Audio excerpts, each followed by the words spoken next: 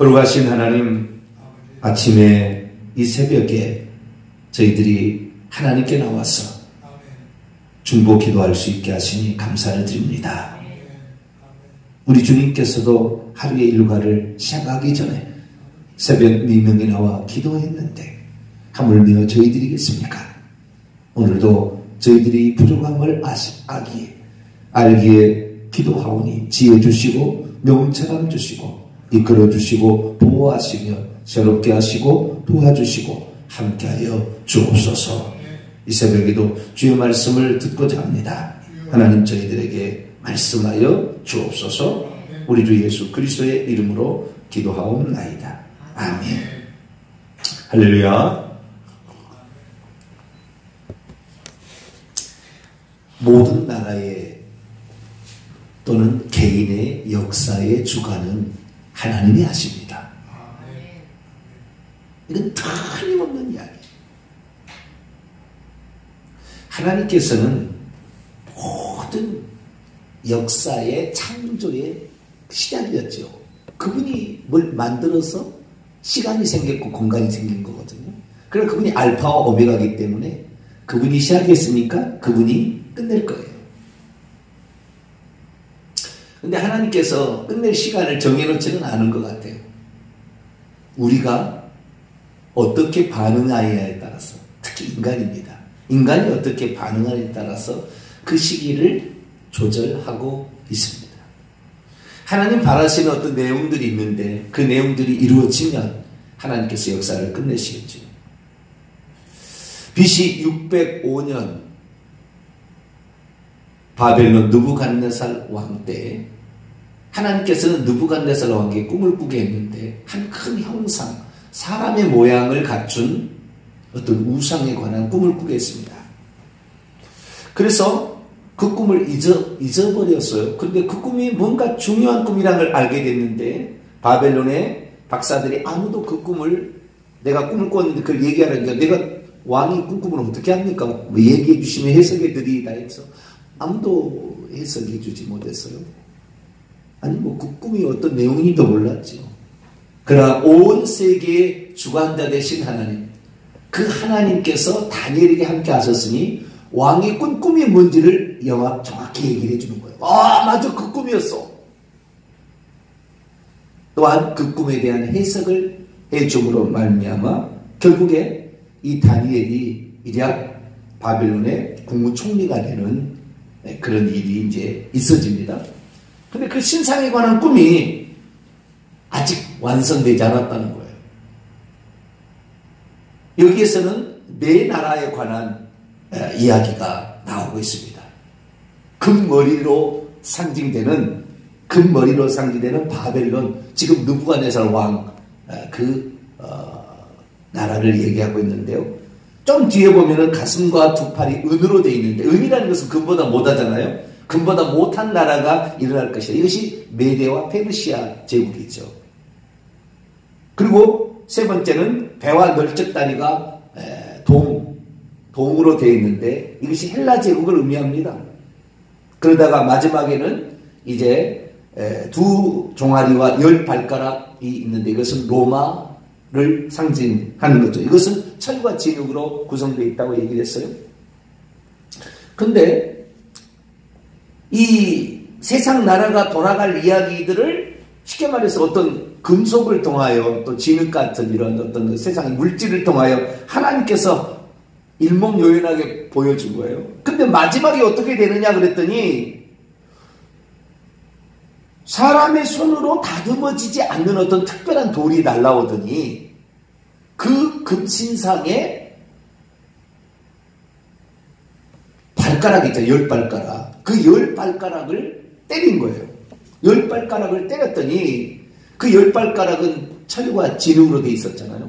섞이지 않는 건데 때렸더니 이 발가락부터 부서지기 시작해서 종아리, 배와 널쩍다리, 가슴, 그 다음에 두 팔, 그 다음에 머리까지 가루가 되어버려서 태산을 이루게 되었다라는 그런 꿈이에요. 근데 이 꿈이 의미심장한 꿈인 것은 이 세상 나라를 하나님께서 주관하시니까 앞으로 되어질 나라의 모습을 그대로 표현한 거예요.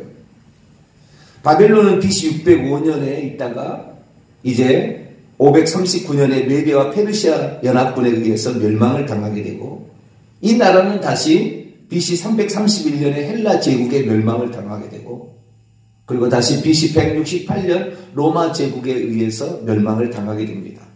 그리고 이 두 다리로 이 마지막에 되어 있는 이 마지막 나라, 넷째 나라가 두 다리인데, 두 다리는 로마 제국에 의해서 두 서로마 동로마로 분리가 되는데 476년에 그래서 두 나라로 분리가 되어서 그 다음에 나라가 해체가 됩니다.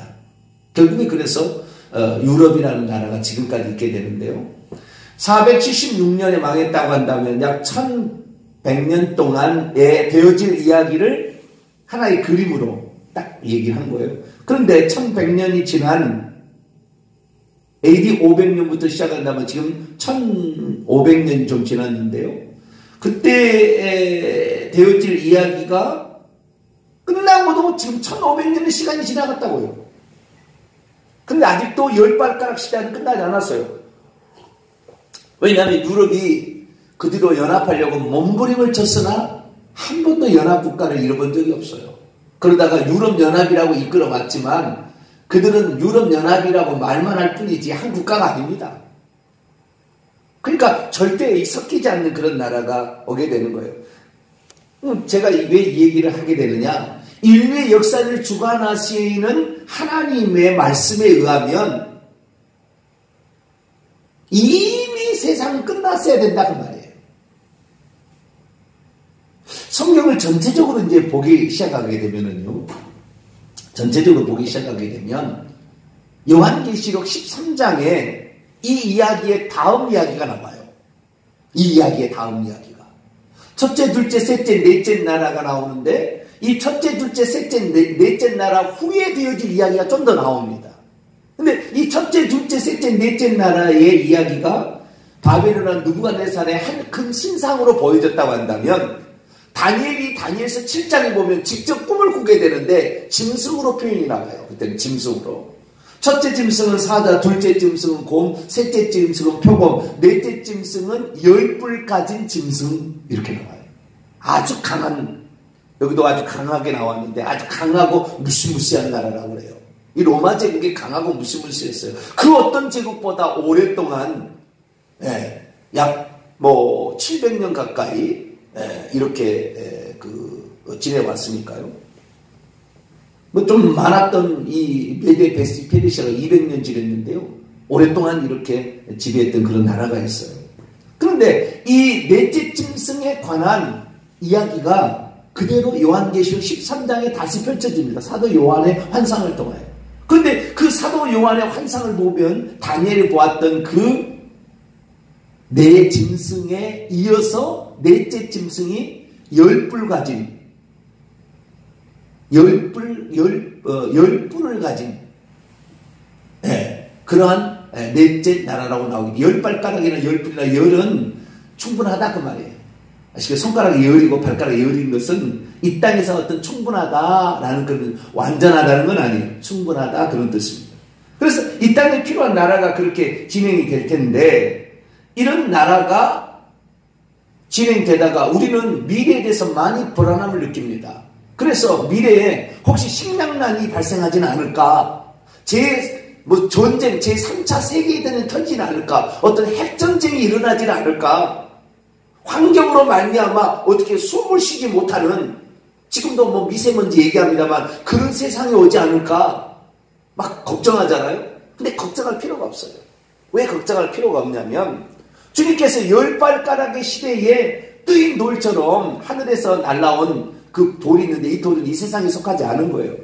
이것은 베드로전서 2장에 하면 산돌이신 예수 그리스도, 반석 위에 교회를 세운다 할 때 이 반석은 예수 그리스도이기 때문에 결국 예수 그리스도께서 오셔서 세상 제국을 멸망을 시키고 새로운 세상 천국을 이루어갈 것이라는 것을 암시하고 있죠. 그러니까 우리가 미래에 대해서 많이 불안하기 때문에 베리칩도 얘기하고 뭔 얘기하고 어디 어떻게 해야 되고 얘기하느나, 아니에요. 주님 오실 때 지금과 똑같은 상황이 진행될 거예요. 단지 요한계시록 13장에 의하면 이 넷째 짐승이 열 뿔인데, 열 뿔 가운데 3개 뿔이 뽑혀요. 이것이 바로 로마가 멸망당하고 10개 나라로 분리가 되었습니다. 그 10개 나라로 분리가 돼서 오늘날의 영국, 프랑스, 독일, 스위스, 포르투갈, 스페인 이런 나라들이 됐고, 이탈리아 이런 나라가 됐거든요. 그런데 그때 3 나라가 멸망을 당해요. 3 뿔이 뽑힌 것처럼. 그것이 바로 동고트족, 반달족, 헤룰리족이라는 3개 나라가 멸망을 당합니다. 동고트나 헤룰리는 현재 이탈리아 근방에 있었던 족속이고요. 반달은 아프리카에 있었던 족속인데 이게 없어지고 이 3개의 뿔이 뽑히면서 1개의 작은 뿔이 올라온다고 다니엘서 8장에 예상되어 있는데, 이 마지막 로마 나라를 이어서 작은 뿔이 나와서 지배하게 된 이 작은 뿔은 로마 교황을 얘기해요. 그 이탈리아에서 나온 이탈리아의 바티칸 시국을 말합니다. 작은 나라인데 그 나라가 와서 지배해서 전 세계를 교황이 지배했는데, 교황이 이 로마 나라가 멸망되었던 500년부터 1500년까지 전 세계를 지배합니다. 1000년을 지배해요. 이 작은 뿔이. 작은 뿔이 지배하는 나라로 끝나는 게 아니었어요.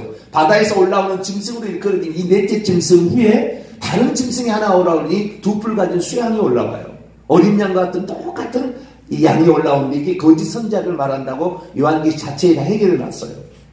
이것은 예수 그리스도를 믿는 주의 종들이 거짓말로 사람을 속이는 시대를 가리키는 거예요. 그래서 예수님께서 마태복음 24장에 거짓 선자들을 삼가라.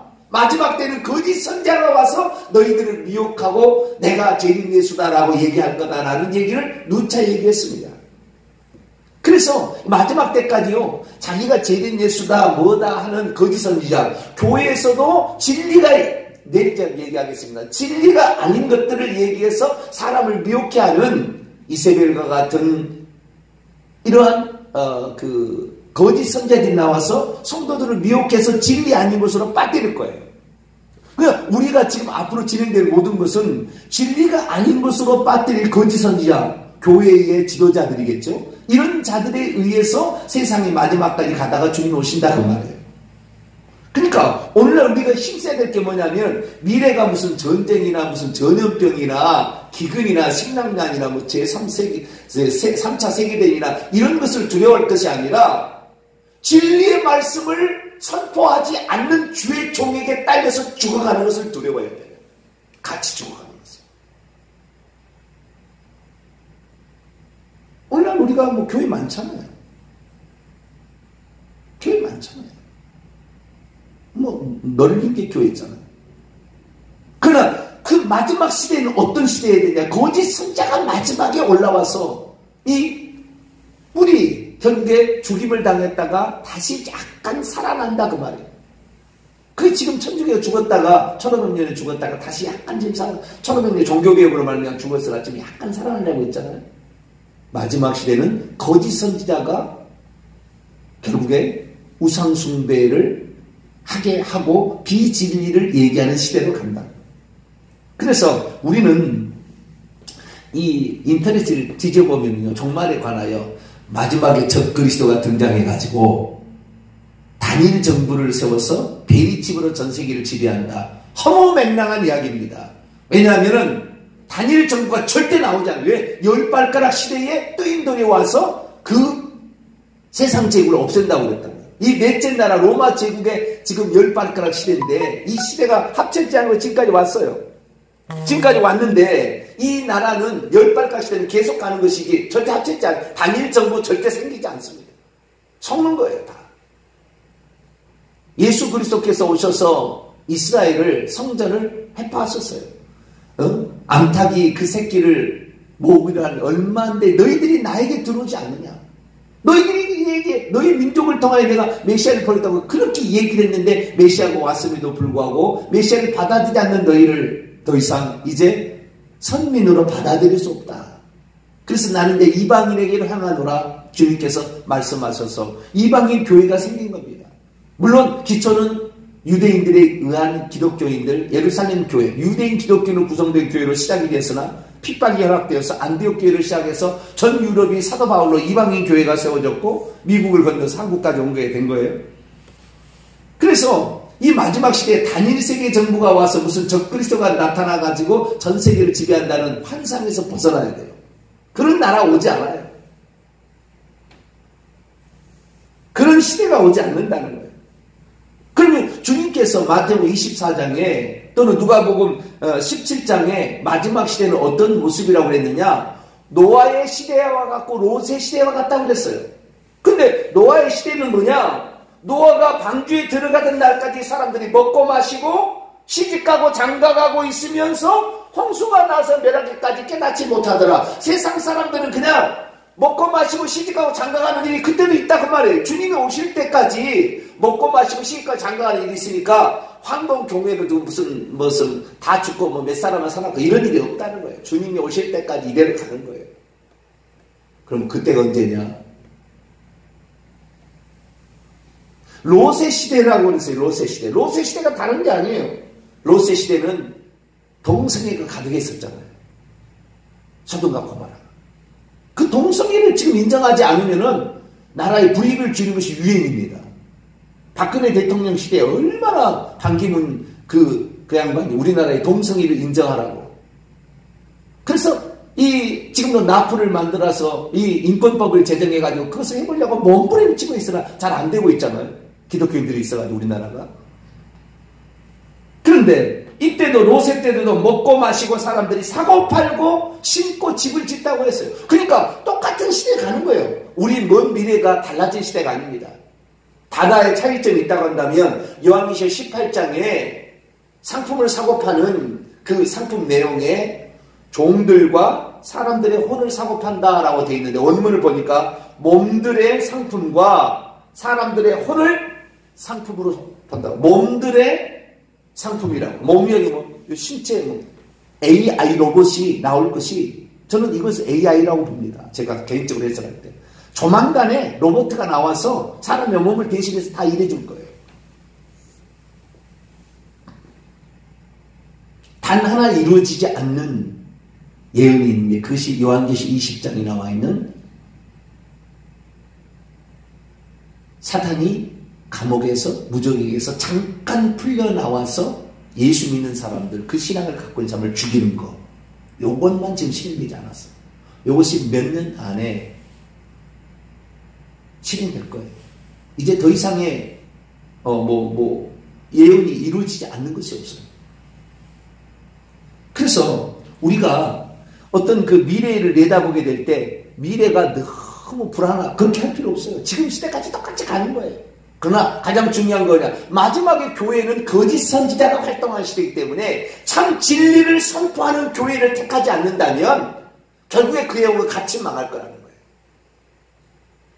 저도 그래서 그러한 교회의 어떤 지도자 한 사람으로서 전 세계 그런 사람으로 살아가기 때문에 바른 진리를 선포하기 위해서 몸부림칩니다. 지금 전 세계 교회를 오염시키고 거짓으로 물들어간 엄청난 많은 교리들과 생각들이 교회를 지배하고 있어요.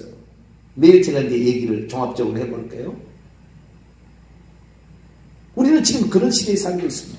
그래서 우리가 지금은 진리를 말하는 주의 종을 따라서 깨어서 주님이 언제라도 주님이 오실 걸 대비하여서 나가는 그런 시대지 우리 다음에 계속 뭔 이루어질 것 같지 않아요.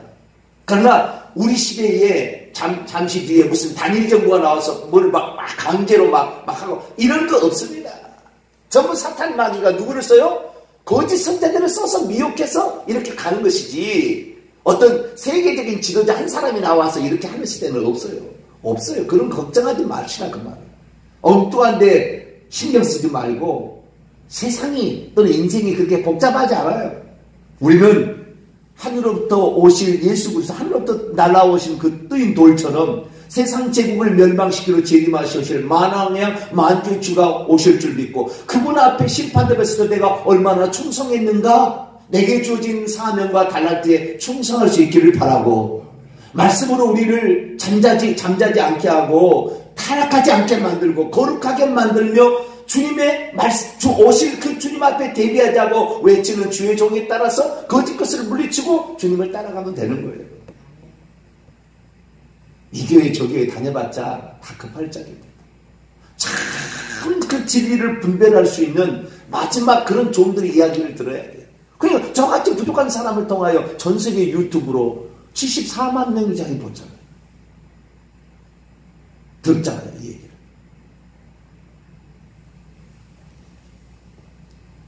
하나님의 말씀을 쉽게 간단하게 얘기해야 돼요. 그래서 우리의 먼 미래에 대해서 얼마 남지 않았고요. 그리고 뭐 복잡한 거 없습니다. 오직 진리의 말씀을 외쳐서 참 진리의 종을 마지막은 따라가야 된다. 말씀이 없어 기간이라고 그랬는데요. 우리를 깨있지 않게 하고요. 회개시키지 않는 종들은 다 거짓말이에요. 회개를 외치지 않는 종은 전부 다 거짓말. 왜? 같이 죄짓다가 지옥 갈 거니까. 우리는 주님 오실 때를 대비합시다. 언제라도 올 겁니다. 이제는 끝났어요. 다. 어떤 핍박이 강하게 몰려오는 그 순간 끝날 거예요. 데살로니가서 5장에 가면은 평안하다 안전하다 그때 임순이라는 여자에게 해산의 고통이 이름같이 평안하다 안전하다 할 때 온다 그 말이에요. 이 세상이 이제는 안전하다 평안하다 전쟁 없다 그럴 때 온다 그 말이에요. 그래서 우리가 오늘 거짓 선지자 마지막 이 독불 가진 어린 양 같은 그 짐승이 올라서 사람을 미혹하는 시대에 참 진리를 외치는 성경에 있는 그대로를 외치는 세례 요한과 같이 회개를 외치고 모세처럼 십계명을 지켜야 된다고 분명히 얘기하는 그러한 교회에서 생활하면 가장 잘하고 있는 것이다. 우리가 그것이다 지금. 그렇게 아시고 우리의 미래에 대해서 너무 불안해하지 말고 세상은 더 좋아질 거예요. 아마 AI 로봇이 나오게 되면. 그러나 그때 갑자기 어느 날 온다. 그래서 항상 주님 오실 날을 대비하고 하는 저희들 되시기를 간절히 바랍니다. 거룩하신 하나님, 인터넷은 온갖 종류의 루머가 단일 세계 정부가 생긴다. 적그리스도가 나와서 전 세계를 베리집으로 지배한다. 엉뚱한 이야기를 속입니다. 주님, 그러한 이야기에 속지 말게 하여 주시고 열 발가락 시대 절대 나라들이 유럽 연합이 한 나라가 되지 못하는 상황에서 주님이 오신다는 걸 알고 우리는 흔들리지 말며 오늘도 내게 주어진 달란트에 최선을 다하게 도와주시고 무슨 말씀을 들을 것인가 하나님 앞에 들려준 그 말씀을 들어서 눈에 보이는 세상의 육신의 것을 추구할 것이 아니라 영적인 세계에 들어가서 영광 받을 그날을 바라보며 오늘의 최선을 다하기를 원합니다. 기도에 깨어있게 하시고 하나님 주어진 일에 최선을 다하는 우리 모두가 되게 해 주옵소서. 우리 주 예수 그리스도의 이름으로 기도하옵나이다. 아멘. 하늘에 계신 우리 아버지 이름을 거룩하게 하시며 아버지의 나라가 오게 하시며 아버지의 뜻이 하늘에서와 같이 이 땅에서도 이루어지게 하소서. 오늘 우리에게 일용할 양식을 주시고 우리가 우리에게 잘못한 사람을 용서하여 준 것 같이 우리 죄를 용서하여 주시고 우리를 시험에 빠지지 않게 하시고 악에서 구하소서. 나라와 권능과 영광이 영원히 아버지의 것입니다. 아멘.